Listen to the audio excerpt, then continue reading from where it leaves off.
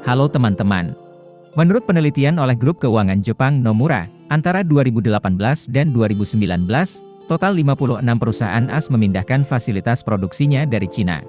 Di antaranya ke India 3 perusahaan, Meksiko 6 perusahaan, Thailand 8 perusahaan, Taiwan 11 perusahaan, dan Vietnam 26 perusahaan. Angka yang menakjubkan. Tapi bukan itu saja, ribuan bisnis Eropa dari besar hingga kecil beroperasi di Vietnam, dengan total investasi lebih dari 22 miliar dolar Amerika. Ini termasuk beberapa perusahaan besar seperti Shell dari Belanda, Total Fina Elf dari Perancis dan Belgia, Daimler Chrysler dan Siemens dari Jerman, Alcatel dan Combic dari Swedia. Hingga akhir Agustus tahun ini, Vietnam memiliki 35.500 proyek luar negeri. Dengan total modal investasi lebih dari 430 miliar dolar, lebih tinggi dari PDB. Baru-baru ini, grup Lego Denmark memutuskan untuk memulai pembangunan pabrik senilai 1 miliar dolar di Provinsi Binh Duong. Semua itu menunjukkan, Vietnam menjadi salah satu tujuan yang menarik bagi perusahaan barat maupun seluruh dunia. Mengapa itu terjadi? Mari kita cari tahu bersama. Ketika investor asing ingin menaruh uangnya di negara lain, ada 3 faktor yang menjadi perhatian mereka. Ini stabilitas, faktor yang menguntungkan dalam bisnis dan profitabilitas. Kami akan melihat masing-masing faktor. Yang pertama adalah stabilitas. Vietnam tidak memiliki teroris, tidak memiliki pelaku bom bunuh diri, tidak memiliki banyak faksi, atau terlalu lemah untuk melawan pemerintah.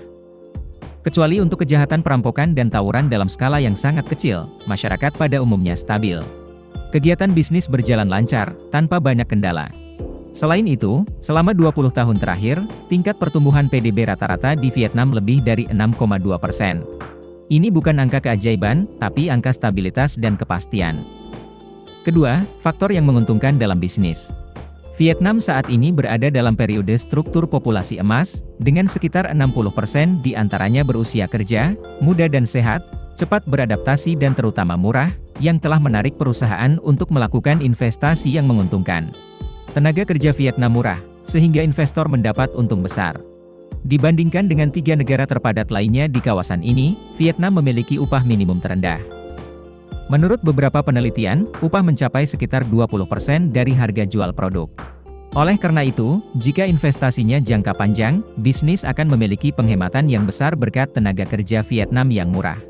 Menurut sebuah laporan oleh Nikkei Asian Review, Vietnam saat ini memiliki populasi kelas menengah dengan pertumbuhan tercepat di Asia Tenggara. Mereka mendefinisikan sebagai orang yang berpenghasilan setidaknya 714 dolar per bulan. Dengan demikian, pada tahun 2020, Vietnam memiliki sekitar 33 juta orang yang mencapai level ini. Itu berarti tingkat pengeluaran orang yang meningkat, menjadi menarik bagi perusahaan yang memproduksi dan mendistribusikan produk luar negeri.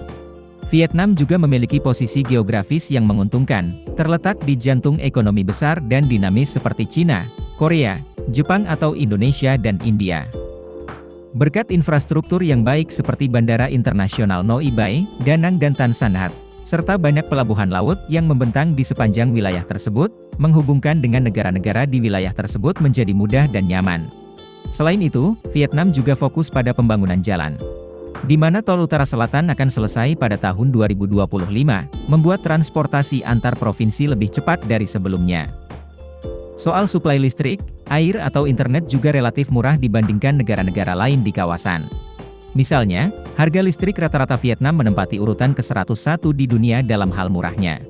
Harga internet juga termurah keempat dibandingkan Asia. Itu membantu mengurangi biaya melakukan bisnis untuk perusahaan manufaktur. Selain keunggulan di atas, aktifnya inovasi pemerintah juga menjadi motor penggerak pembangunan.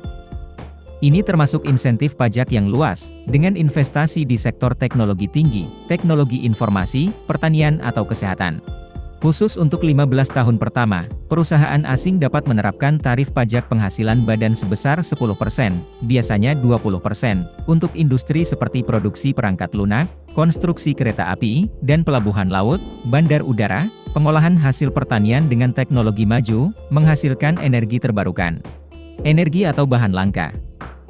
Dibandingkan dengan Cina, sebagian besar sektor dari insentif pajak serupa harus membayar 15%.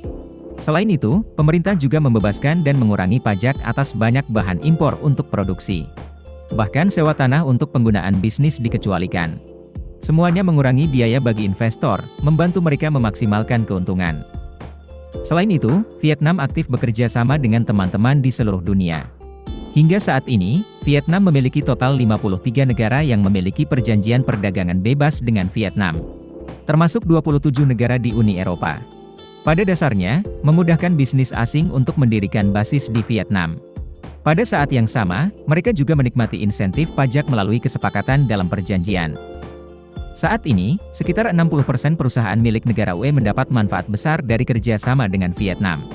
Namun, menurut para pemimpin bisnis Eropa, hambatan terbesar bagi investor asing untuk menginjakkan kaki di Vietnam adalah prosedur administrasi yang masih berbelit-belit.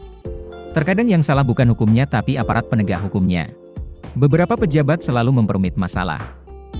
Mengabaikan hal-hal negatif tersebut, menurut Asosiasi Bisnis Eropa di Vietnam, dalam beberapa dekade mendatang, Vietnam diharapkan menjadi salah satu ekonomi dengan pertumbuhan tercepat secara global, dengan tingkat pertumbuhan rata-rata 5% per tahun.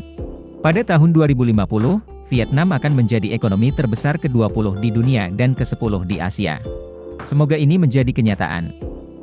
Video berakhir di sini. Terima kasih semua untuk menonton dan menyukainya.